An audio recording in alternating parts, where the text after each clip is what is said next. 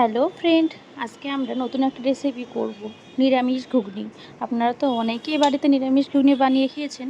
চলুন, এই যে দেখে নিন, কড়াইতে তেল বসিয়ে দিয়েছি, তেলও গরম হয়ে গেছে। নারকেল দিয়ে নারকেলগুলোকে ভালো করে ভেজে নিয়েছি। দেখুন কিভাবে কেটেছি, এরকমভাবেই কাটবেন। তাহলে পরে নারকেলগুলো ছোট ছোট হলে পরে ভাজতে সুবিধা হবে। এরকমভাবে ভেজে নিতে হবে নুন হলুদ দিয়ে, সামান্য নুন হলুদ দেবেন, তাহলে একটু হলুদ হলুদ হবে।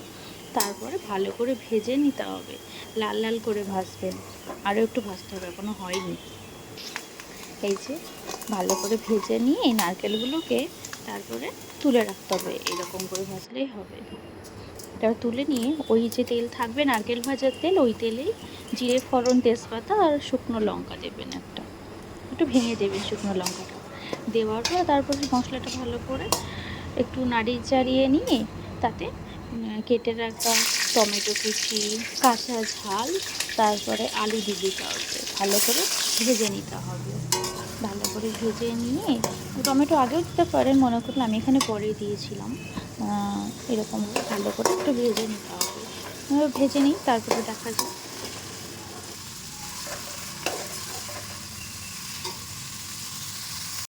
এই যে দেখুন, আমি এখানে আগে থেকেই প্রেসারের উপরে ঘুগনির জন্য মটর সিদ্ধ করে রেখেছিলাম। 5-6টা সিটি দিয়েছিলাম, ভালোভাবে সিদ্ধ হয়ে গেছিলো। বেশি সিদ্ধ হলে আবার গলে যাবে, তার জন্য আর বেশি দিইনি, তার থেকে দিয়ে জল ঝরিয়ে একটা চালনির মধ্যে রেখে দিয়েছিলাম। জলটা কিন্তু আমি ফেলিনি। আর এদিকে আলু ভাজা হয়েই গেল প্রায়, দেখুন।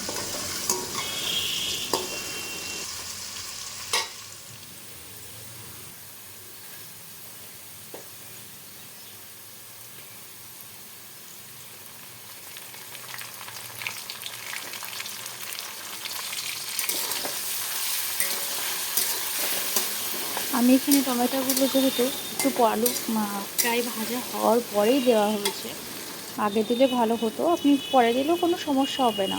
টমেটোগুলো একটু ভালো করে ভেজে নিয়ে মোটামুটি, তারপর তার মধ্যে একটু আদা জিরে পেস্ট দিয়ে দেবেন। মশলাটা ভালো করে কষিয়ে নিতে হবে। এরপর চলুন কষিয়ে নিই মশলাটা।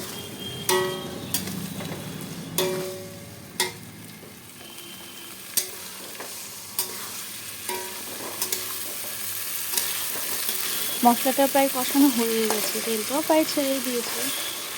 আর এরপরে আমি এবার দিয়ে দেবো মটরগুলো এর সঙ্গে ভালো করে নেড়ে চেড়ে নিতে হবে।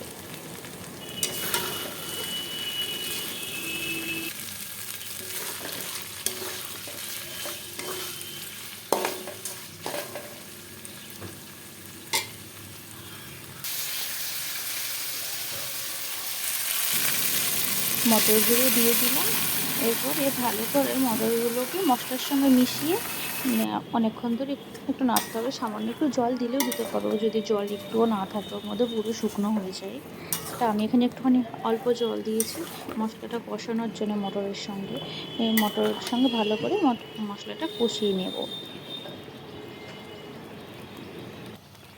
এখানে কষানো হয়ে গেছে, তারপরে আমি ওই যে সিদ্ধ করে রাখার যে জলটা ছিল, ওই জলটার মধ্যে দিয়ে তারপরে লবণ হলুদ যেমন যে যে পরিমাণ লাগে সেই রকম পরিমাণ দিয়ে ভালো করে নাড়িয়ে নিতে হবে। তারপরে ফুটতে দিতে হবে, ফোটার পরে দেখতে হবে যে লবণ ঠিক আছে কি না।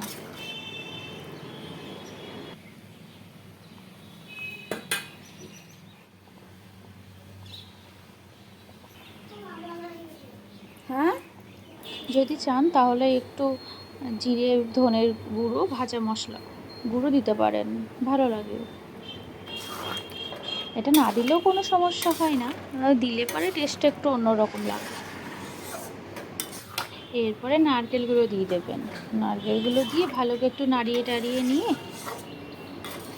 তারপরে দেখেন হয়ে যাবে প্রায় আমাদের ঘুগনি। আজকের রেসিপি নিরামিষ ঘুগনি। ভালো লাগলে অবশ্যই লাইক করবেন আর সাবস্ক্রাইব করে রাখবেন, কিন্তু নাহলে পরবর্তী রেসিপি দেখতে পারবেন না। আর ভালো লাগলে অবশ্যই কমেন্টে লিখবেন কেমন লাগলো। Bye bye.